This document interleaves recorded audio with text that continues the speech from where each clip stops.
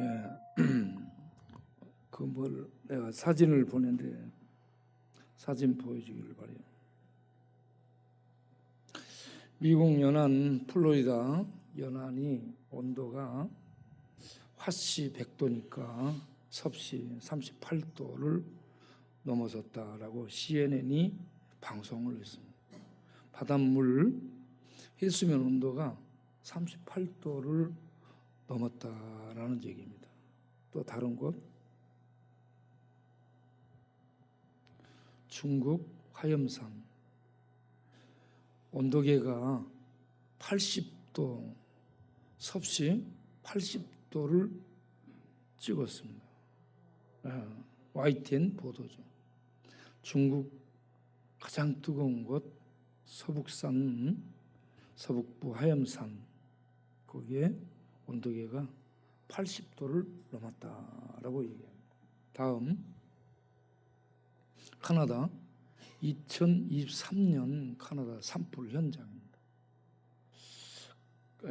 그 다음을 보겠어요. 지금 저렇게 불타는데 지금 확대를 해보세요. 경향신문 보도인데 이게 2023년 7월 3일자 보도죠. 그래서 지금까지 계속 타고 있습니다. 한 2달 이상 지금 타고 있는데요. 자, 그 밑에 글을 보겠어요. 카나다 전 지역이 2달 넘게 불타오르고 있다. 5월부터 동시다발적으로 발생한 산불. 그래서 전체 522건 산불이 났다고 그럽니다. 그 중에 262건 이상이 진화를 포기한 통제 불능 상태가 됐답니다. 인명구조가 시급한 상황이 돼버렸다고 하고, 그리고 약 10만 명의 이재민이 지금 발생하고 있다고요. 우리나라 5분의 4에 해당되는 우리나라 지역, 우리나라 영토, 국토 5분의 4에 해당하는 전 지역이 불타고 있답니다. 카나다, 제가 카나다 많이 가봤는데요. 산림이 너무 우거져가지고 좋습니다. 가을 단풍, 참 사람의 넋을 빼놓는 그런 단풍이 우거진 곳이 카나다고. 그리고 여기저기 호수의 맑은 물이 참 물장사를 하면 돈 벌겠다라는 그런 느낌을 갖게 하는 이런 깊은 산 맑은 물들이 그렇게 열렸는데, 야, 그런 것이 지금 불타고 있답니다. 카나다가 안전지대가 아니에요. 저번 날 주일날 제가 보여드렸잖아요. 유럽도 이탈리아 쪽에 이 온도가 43도 올라가고, 그래서 관광 명소 이 오후에는 전부 클로징을 한 거예요. 그렇게 해서 유럽도 중국도 미국도 카나다도 우리나라도 집중폭우, 방금 내 비 쏟아지는 거 보고 놀랐어요. 내가 창문을 열어보려는데 못 열겠는 거예요. 이 보통 비가 장마의 장마비라 하잖아요. 그런데 이 비는 장마비가 아니고 장대비였고요. 장대비가 오더라도 어느 정도 앞이 보이는데 이 비는 장대비인데 앞이 안 보입니다. 시야가 완전 가려져 있어요. 이렇게 막 이 쏟아붓는 이게 이 조그만 화살이 아닌 대형 화살을 확 화살통에 넣고 당기는 것처럼 비가 그렇게 막 땅으로 쏟아지고 있는 거야.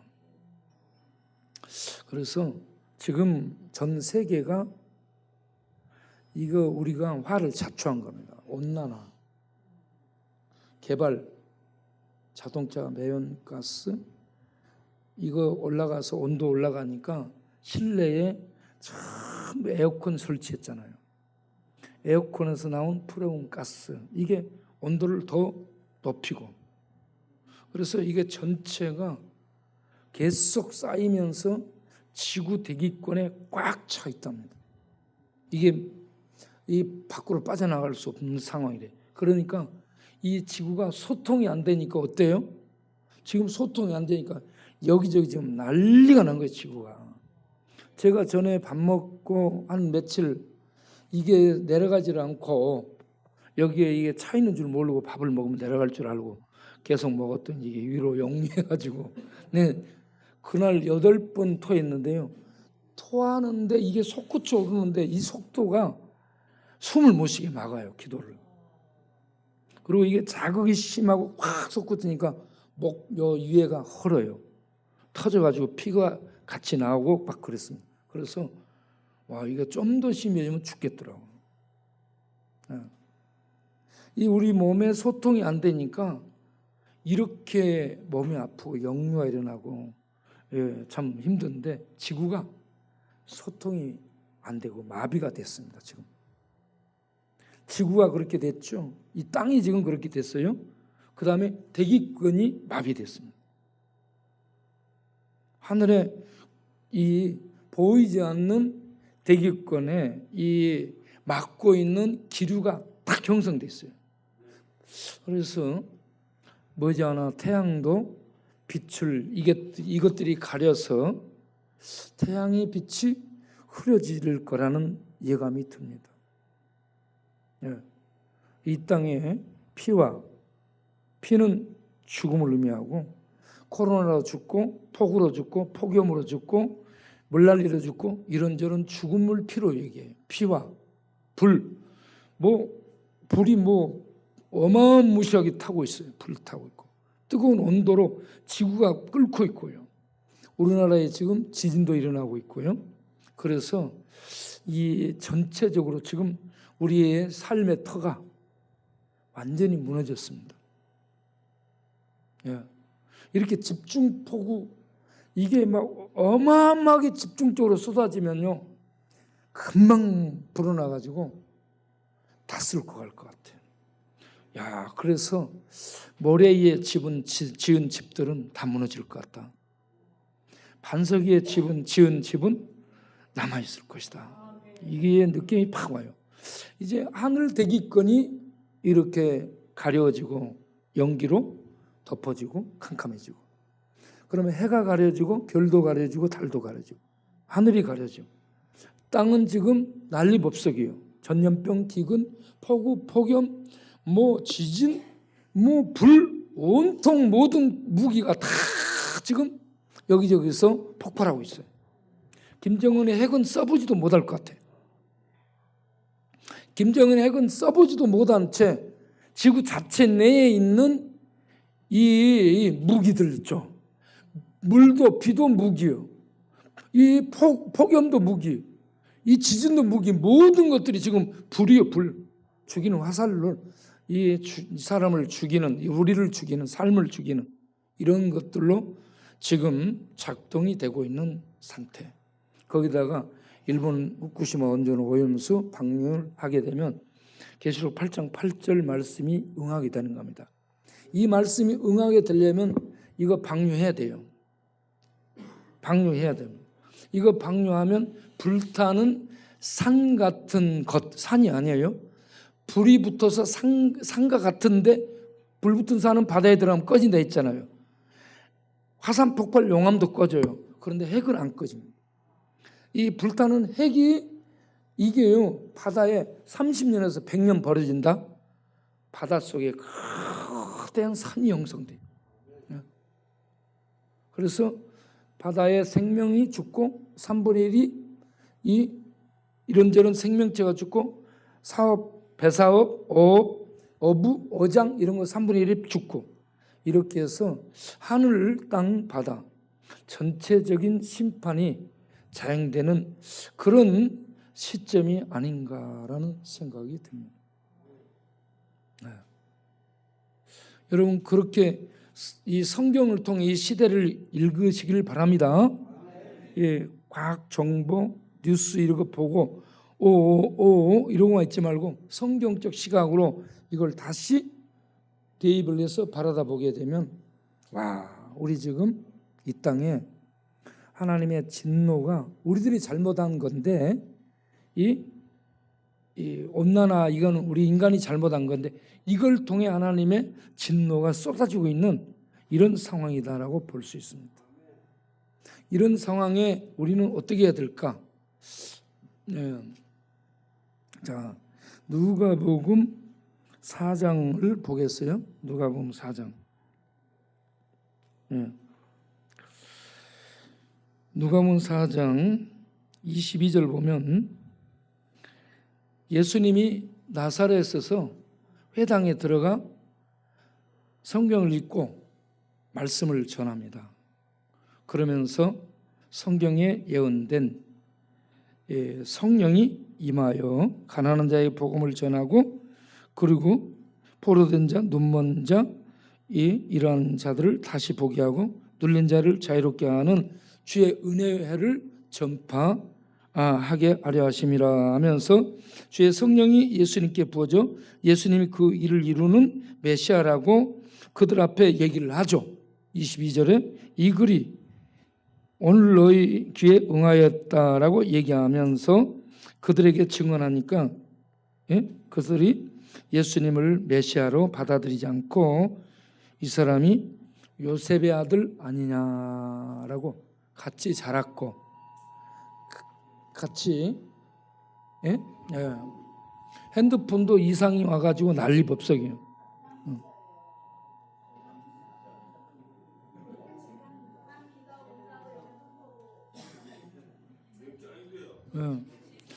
정갈은 항상 소리나 뭐야?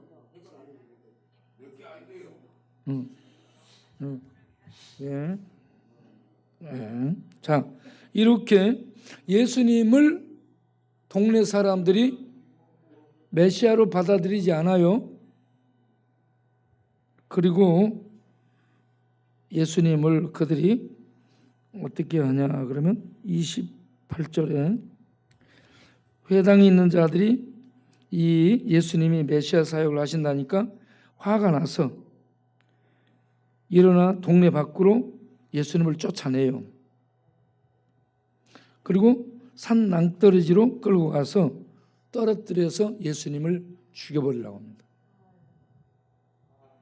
예수님이 이렇게 사역 초반부터 자기 동네에서도 배척하고 자기 민족이 배척하는, 회당에서 하나님께 예배드리는 사람들이 배척하는, 성경을 아는 자들이 배척하는 이런 상황을 만나게 되죠. 그런데 29절을 보면 낭떠러지로 끌고 가서 밀어뜨리고자 하는데 30절 예수님이 그들 가운데로 지나서 가더라. 밀어떨어뜨려서 죽이려고 했는데 예수님이 그 가운데로 지나갔어요. 그런데 아무도 잡아서 낭떠러지로 떨어뜨리지를 않았습니다. 왜 그러는가? 예수님이 가르치는 가르침이 바리새인 서기관들과는 달리 권세가 있었습니다. 그 권세가 있어서 예수님에 대해서 권세 있는 분인데 이분을 이들이 끌고 가서 밀어뜨리려고 했지만 예수님이 뿌리치고 가니까 죽일 수도 없고 또 잡을 수도 없고, 그래서 순간 멍하게 보고 있을 때 예수님이 가운데로 싹 지나서 나갔다라는 얘기입니다. 그 다음 31절부터 보면 갈릴리 가버나움에 예수님이 들어간 자, 나사렛에서 내려와 가지고 가버나움으로 들어갔습니다. 그리고 또 안식일에 회당에서 가르쳐요. 그 가르치심에 놀랐습니다. 권위가 있고 권세가 있었습니다. 어떤 권세가 나타나요? 33절에 회당에 더러운 귀신 들린 사람이 있었어요. 그래서 크게 소리 지릅니다. 예수님이 회당에서 말씀만 전하는데도 말씀 앞에 귀신이 꼼짝을 못하고 자신의 정체를 드러내서 소리를 질러요. 그러면서 34절에 뭐라고 얘기합니까? 귀신이 얘기해요. 읽어보겠어요? 나사렛 예수요, 우리가 당신과 무슨 상관이 있나이까? 우리를 멸하러 왔나이까? 나는 당신이 누구인 줄 아노니 하나님의 거룩한 자니이다. 아멘. 지금 자기 동네 사람들도 몰라. 바리새인 서기관들 공부한 사람들도 몰라. 회당에 예배드리는 사람들도 몰라. 예수님의 신분이 어떤 분인지를 몰라. 그런데 거기에 귀신이 예수님을 알려줍니다. 하나님의 뭐라고 했어요? 하나님의 거룩한 자. 하나님의 거룩한 자는 하나님의 아들을 지칭하는 용어예요. 하나님의 아들이라고 귀신이 예수님을 알려주고 있습니다. 그런데 이 예수님은 나사렛 예수입니다. 예. 동네 사람들이 무시했던 나사렛 예수예요. 그 나사렛 예수인데 하나님의 아들이라고 신분을 귀신이 알려주고 있죠. 그런데 예수님이 하나님의 아들이신 이 예수님이 오신 목적이 있어요. 뭘 하러 왔어요? 우리를 멸하러 왔나이까. 예수 믿는 자들을 구원하는 것은 동시에 누구를 멸하는 거요? 귀신을 멸하는 겁니다. 귀신들을 멸하러 왔다. 여러분, 귀신은 권세가 있어가지고 아무 말도 안 듣습니다. 그런데 하나님의 아들의 권세 앞에서는 귀신들이 꼼짝을 못합니다. 그래서 귀신이 예수님께서요, 해당해서 귀신들한테 얘기도 안 했어요. 하나님의 말씀을 읽고 말씀을 가르치는데 말씀에서 능력이 나오니까 귀신들이 견디지를 못하고 자기 정체를 드러내죠. 자기 정체를 드러내면서 소리를 지르고요. 예수님이 어떤 분인가를 거기에 공개적으로 알려주는 역할을 합니다. 귀신들이 우리를 멸하러 왔나이까. 예수님이 귀신들을 멸하러 오신 하늘의 권세자라는 얘기입니다. 그런데 사람들은 예수님을 나사렛 목수 아들로 생각하고 있죠. 그래서 막 밀어뜨려서 죽이려고 했잖아요. 그런데 예수님은 이와 같이 하나님의 아들이시며 죄를 범하게 만든 귀신을 멸하게 하기 위해서 이 땅에 오신 분이죠. 요한일서 3장 18절을 보겠어요. 잠깐 요한일서 3장 18절을 보게 되면 죄를 짓는 자는 마귀에게 속한다. 요한일서 3장 18절. 이게 아닌가? 2장 18절인가?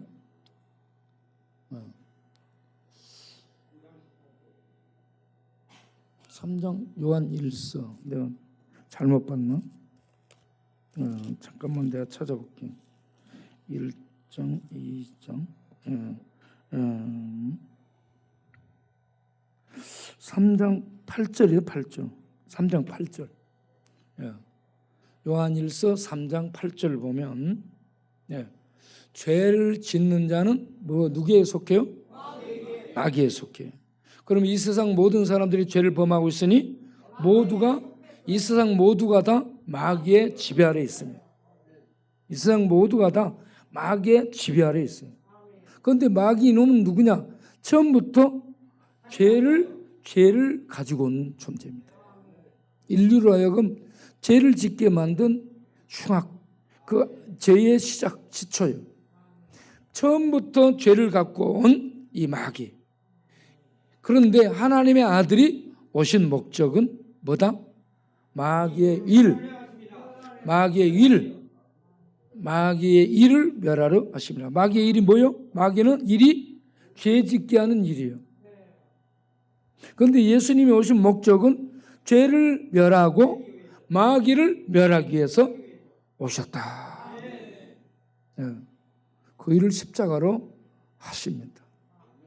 성령의 능력으로 그 일을 하시죠. 다시 이제 아까 그리로 돌아가서 누가복음 아까 그 계절로 돌아가. 당신이 누군 줄 아나이다. 이렇게 귀신이 얘기를 하죠. 사람에게 들어가 있는 귀신이 이렇게 말을 해요. 그러니까 예수님이 그 다음에 뭐라 하냐면 야 조용히 해라 하고 얘기합니다. 예수께서 뭐라고 얘기해요? 꾸짖습니다. 꾸짖었다 이 말이죠. 예. 권세 있는 자가 꾸짖는 겁니다. 꾸짖어 뭐라고 얘기해요? 잠잠하고 나오라 하니까 귀신이 그 사람에게서 나오는데 어떻게 하고 나와요? 해코지를 하죠. 그 사람을 넘어뜨립니다. 예, 넘어뜨리고 나오더라라고 얘기합니다. 예수님이 여기서 하시는 일이 뭐예요? 귀신에게 지배당한 자를, 이 사람이 회당에 와서 예배 드렸어요? 안 드렸어요? 예배 드리는 사람인데 누구에게 지배당하고 있었다? 귀신에게 지배당하고 있었다. 그런데 본인들은 모르는 거야. 귀신에게 지배당하고 있는 이 사람을 예수님이 풀어서 자유케 해주시는 구원을 베푸신 겁니다. 그 다음을 보겠어요. 그래가지고 거기 있는 사람들이 다 놀랐어요. 그래가지고 야, 이거 어떤 권세고 어떤 능력이지? 더러운 귀신을 향해 명령하니 귀신이 말을 듣네? 이런 얘기. 그래가지고 예수의 소문이 순식간에 사방에 퍼지게 됐더라. 그 다음을 보겠어요. 예. 그 다음. 예수께서 이제 회당에서 일어나가지고 시몬의 집에 들어가죠. 시몬의 집에 들어갔는데 지금 시몬의 장모가 어때요? 열병에 앓고 있습니다. 열병은요 40도 이상 고열에 이제 시달리는 게 열병인데 이 열병을 앓고 있어요. 그런데 39절을 보면 열병을 향해서도 꾸짖습니다. 예수께서 가까이 가서 열이 떨어지는 진통제를 놓거나 뭐 얼음을 찜질하거나 이런 거 하지 않았어요? 열병을 향해 어떻게 해요? 꾸짖었어요. 아까 귀신도 꾸짖었죠? 그 앞에 귀신도 꾸짖으니까 귀신이 나갔죠? 열병을 향해서도 어때요? 꾸짖었어요. 열병을 꾸짖으니까 열병이 어땠어요? 즉시 떠났습니다. 그리고 열병이 떠나니까 그 엄마가, 장모가 바로 일어나서 이렇게 주님을 섬기게 됐더라. 그 다음을 보겠습니다. 그 다음을. 그리고 이제 해질 무렵이 됐어요. 해질 무렵이 되니까 온갖 병든 사람들이 데리고 와. 그러니까 예수님이 그냥 읽어보겠어요. 예수께서 일일이 그 위에 손을 얹으사 고치시니. 아멘. 여기에서 이거 보세요. 예수님이 권세가 있기 때문에 말씀 한마디로 더러운 귀신들을 다 떠나고 모든 환자들은 다 나음을 받을지어다 말로 해도 다 돼요. 그런데 예수님이 어떻게 하냐면 일일이 전부 안수해가지고 고쳐줍니다. 어떤 의미가 있어요? 여러분 공개적으로 이렇게 해도 돼. 그런데 예수님이 일일이 터치를 해요. 공개적으로 하게 되면 본인들이 경험이 없어요. 예수님이 이렇게 공개적으로 하면은 예수님이 만진 경험이 없어. 그런데 일일이 만지면서 기도해 주잖아요. 예수님이 나를 만지셨다. 예수님에 대한 실제 경험이 있게 되죠. 그렇기 때문에 예수님에 대한 그 경험이 그들을 하나님 앞으로 인도할 수 있는 접촉점이 되는 겁니다. 그래서 예수님께서 피곤한데요 밤새 이렇게 합니다. 그 다음을 보세요. 해질 무렵부터 자 이렇게 일일이 이렇게 병든 사람을 치료하는데 41절 읽어보겠어요. 여러 사람에게서 귀신들이 나가며 소리질러 이르되 당신은 하나님의 아들이니이다. 예수께서 꾸짖사 또 그들이 말함을 허락하지 아니하시오. 이는 자기를 그리스도인 줄 알미르라. 사람들은 몰라. 그런데 귀신들은 예수님을 알아. 하나님의 아들 거룩한 자요 그리스도라고 귀신들은 알고 있습니다. 그런데 병든 사람들을 데리고 왔는데 병든 사람들에게 일일이 안수를 하며 기도하니까 병만 나가는 게 아니고 귀신도 나가더라. 병과 귀신이 밀접하게 연관이 되어 있다는 것을 볼 수 있습니다. 병에도 육신이 잡혀 있었죠. 귀신에 의해서 영적으로 잡혀 있습니다. 이게 이제 5장에서는 죄에 잡혀 있는 중풍병자 얘기가 나옵니다. 귀신에게 잡혀 있고 영적으로, 질병에 육신적으로 잡혀 있고, 삶이 잡혀 있는 거예요. 그리고 누가 보면 5장에 가서 보게 되면 중풍병자 얘기가 나오죠. 그래서 그 사람에게 내 죄사함을 받았느냐라고 죄를 사해주는, 죄의 지배에서 풀어주는 이런 일을 예수님이 하시죠. 영적으로 귀신들의 지배, 육적으로 질병의 지배, 그리고 보이지 않는 죄의 지배, 이런 속에 있는 것이 인간이다 하는 것을 알 수 있습니다. 그런데 예수님이 이러한 인간들을 일일이 치료를 해주고 있습니다. 그 다음을 보세요. 날이 밝음에라고 얘기해요. 밤새 했다는 얘기죠. 이 환자들을 그냥 이렇게 나을지어다 이렇게 하지 않고 일일이 전부 안수해 주면서 기도해 주고 질병을 치료해 주면서 귀신을 쫓아내 주는 이런 메시아의 영적 치료를 계속 해주고 있더라. 그리고 날이 밝으니까 지쳤을 거 아니요. 지친 몸으로 한적한 곳으로 가서 기도하면서 쉬고 있는 거예요. 그러니까는 무리들이 또 찾아와서 예수님을 발견하고는 아이고 예수님 여기에 계셨네. 우리는 예수님이 담배 피러 간 줄 알았더니 여기에 계시네. 예수님이 한적한 곳에서 하나님께 기도를 피우고 있었어요. 담배 핀 게 아니야. 기도를 피우며 하나님과 기도로 소통하고 있었어요.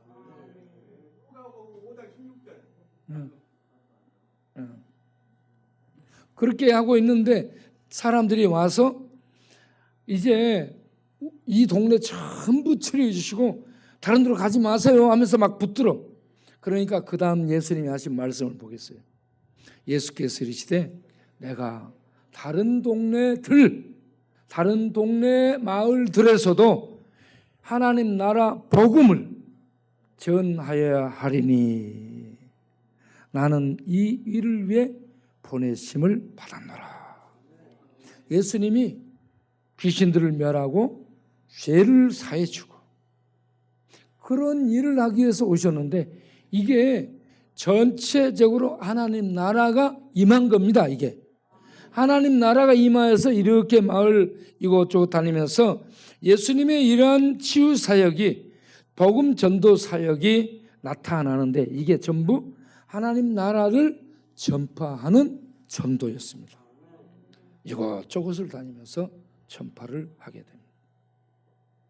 그리고 예수님이 계속 갈릴리 사사사 여러 회당에서 뭘 했다? 다니면서 전도를 했습니다. 전도를 했습니다. 자, 여기에 제가 이제 누가복음 그 앞부분을 잠깐 보겠습니다.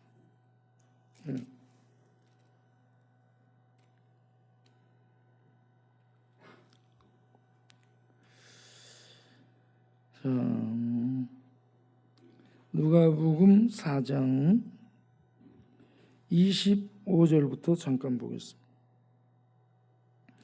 내가 참으로 너희에게 이르노니 엘리야 시대에 하늘이 3년 6개월 동안 닫혀서 온 땅에 큰 흉년이 들었을 때 이스라엘에 많은 과부가 있었다. 그런데 엘리야가 누구에게 갔나? 엘리야가 그 이스라엘에 있는 많은 과부 중에 가지 않고 오직 시돈 땅, 바알의 본산지가 시돈 땅, 이방 땅이에요. 시돈 땅에 있는 사렙다 과부에게 들어갔더라. 이 말이 무슨 말이에요? 이 엘리야는 하나님의 사람, 하나님을 대표하는 사람이었습니다. 그런데 이스라엘을 가난한 사람들이 많이 있었어요. 과부들. 그런데 그들에게 가지 않고 시돈 땅, 바알 숭배의 본산지, 영적으로 이렇게 하나님을 대적하는 이런 우상 숭배의 본산지 깊숙이 들어갔어요. 거기에서도 큰 힘없는 가부 한 사람에게 들어갔더라는 얘기입니다. 그러니까 그런 이 이스라엘 땅에서 아무도 이 엘리야를 받아들이지 않고 바알을 숭배하는 바알 숭배의 본거지 이 시돈 땅에 있는 사렙다라는 과부가 한 사람이 엘리야를 받아들였더라. 엘리야를 받아들인 것은 하나님 받아들인 것을 의미합니다. 나사렛에 있는 이 자기 마을 사람들이 예수님을 배척했어요. 육적인 이스라엘이 하나님의 아들을 몰라보고, 그들은 많이 안다고 생각하고 있었는데 하나님의 아들을 몰라보고 그들은 하나님의 아들 메시아를 거부했습니다. 거부했어요. 안 받아들였어요. 그 다음을 보겠어요. 그 다음에 일어난 엘리야의 뒤를 이은 사람이 엘리사입니다. 엘리사 때에 많은 나병 환자가 있었어요. 그런데 그 중에 한 사람에게도 가지 않고, 아람 나라는 이스라엘의 적대국입니다. 이스라엘의 적대국, 아람 나라의 나아만이라는 한 사람에게만 치유의 은혜가 베풀어졌더라. 이와 같이 육적인 이스라엘이 예수님을 알만한 것들이 많이 있음에도 불구하고 그들이 배척해서 이방 땅에 있는 시돈 땅, 이 사렙다 가부라는 이러한 연약한 여자가 하나님의 은혜를 받아들여서 입고, 그리고 그들이 배척하니까 하나님의 은혜가 아람 나라 이스라엘의 적대국에 오히려 이렇게 문둥병자예요. 저주받은 문둥병자 이 나만이라는 사람에게 하나님의 은혜가 임했다. 이스라엘이 배척함으로 말미암아서 하나님의 은혜가 이방인에게, 문둥병자에게, 귀신 들린 사람에게, 중풍병자에게, 과부에게, 이러한 사람들, 병에 묶여 있고 귀신에 잡혀 있고 죄에 잡혀 이렇게 꼼짝 못하는 이들에게 하나님의 은혜가 전파된다. 그들이 이 복음을 받아들인다는 얘기입니다.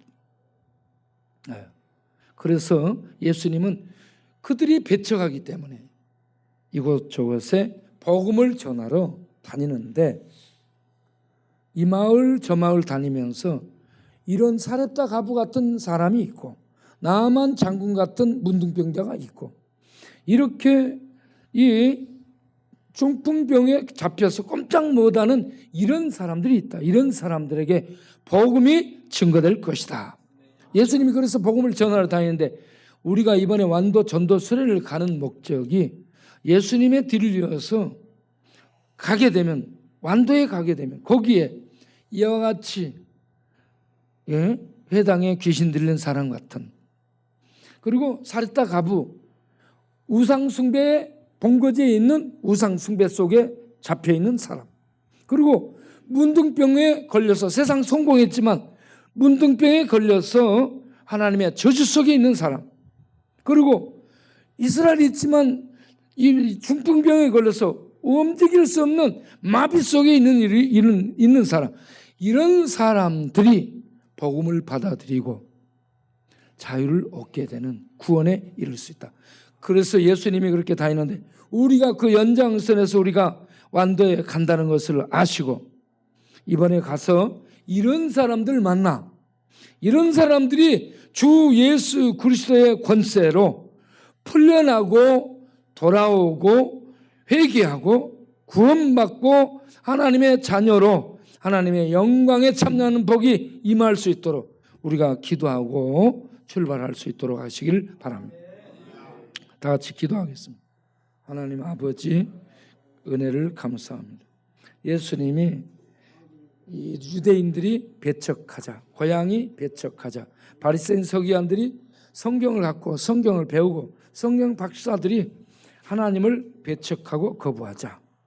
하나님은 귀신 들린 자, 중풍병, 각색 병든 자, 또 이 사르타 가부 같은 자, 나만 문둥병자 같은 자, 또 죄사함에 중풍병에 걸려 꼼짝을 못하는 자, 이런 사람들에게 들어가서 복음을 전합니다. 그들이 복음을 받아들입니다. 주님, 우리가 이번에 완도를 가는데 완도에 가서 우리가 어떤 사람들을 어떻게 어떤 상황에 만날지 모르겠습니다. 배척하는 자들도 있을 겁니다. 외면하고 거부하는 자들도 있을 겁니다. 그러나 그 중에 사렙다 가부 같은 자, 그리고 나만 문둥병자 같은 자, 또 중풍병자 같은 자, 또 이런저런 각색 병에 잡혀 꼼짝 못하는 자들이 하나님의 복음을 환영하고 받아들이게 되는 역사가 있을지도 모릅니다. 우리가 그런 사람들 만나 주의 복음을 전할 때 주께서 역사하사 진리를 알고 믿고 주께로 돌아오는 구원의 역사가 있도록 주여 우리를 사용하여 주옵소서. 그리고 비가 쏟아지고 참 지금 이 사람들이 불안해할 텐데 하나님이 다스립니다. 두려워하지 말고 담대히 하나님의 일들을 기쁨으로 수종들 수 있는 우리 모두 되게 하옵소서. 예수 그리스도 이름으로 기도합니다. 아멘. 여러분, 이 땅을 통치하는 자가 마귀죠. 귀신이죠. 그런데 마귀 귀신 위에 진정으로 이 세상을 통치하는 왕이 계십니다. 시편 103편 29절에 하나님이 하늘의 보좌를 세우시고 그의 정권, 그의 권력으로 온 세상을 통치합니다. 여기저기에서 악이 행행하고 우리들의 이런 정의가, 우리들의 공의의 이런 외침들이 받아들이지 않고 묵살돼서 불의가 판을 치고 불의가 힘을 얻어서 이 땅을 지배해서 이 땅은 살 수 없는 곳이구나 절망할 수 있을 텐데 여러분 절망하지 마시기 바랍니다. 하나님이 통치합니다. 하나님, 공의의 하나님, 정의의 하나님, 그러면서 우리 죄인을 죽음으로 사랑하시는 하나님이 이 세상을 통치합니다. 그래서 세상이 엉망이 되더라도 하나님이 통치한다는 걸 믿고 힘을 내시기 바랍니다. 기도하겠습니다. 하나님 감사합니다. 귀한 헌금을 주께 드리오니 받아주옵소서. 드린 손길들을 기억하사 영혼이 잘 되고 마음의 은혜와 평강이 넘치고 육신도 강건하고 경제적으로도 복있과 나누고 베푸는 부유함이 있게 하시고 이 땅이 힘들고 땅이 지금 흔들리고 세상이 흔들리고 세상이 불타고 세상이 소용돌이치고 악이 횡행하고 진리가 없어지고 정의와 공의가 없어진 이런 세상이 야 어찌 될까? 그러나 하나님이 통치하심을 믿고 바라보며 하나님 안에 서 있게 하옵소서. 귀한 헌금을 드리니 받아주시고 주께서 모든 헌금 드린 심령들을 이 땅에 굳건히 서도록 또 필요한 하늘의 은사와 또 이 땅에 필요한 것들로 부여하도록 축복하옵소서. 예수님의 이름으로 기도합니다. 아멘.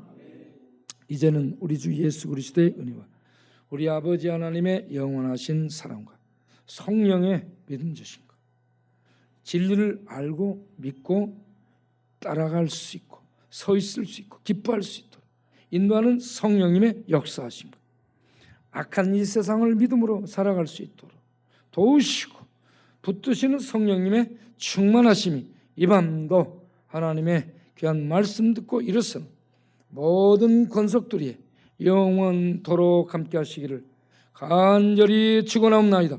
아멘.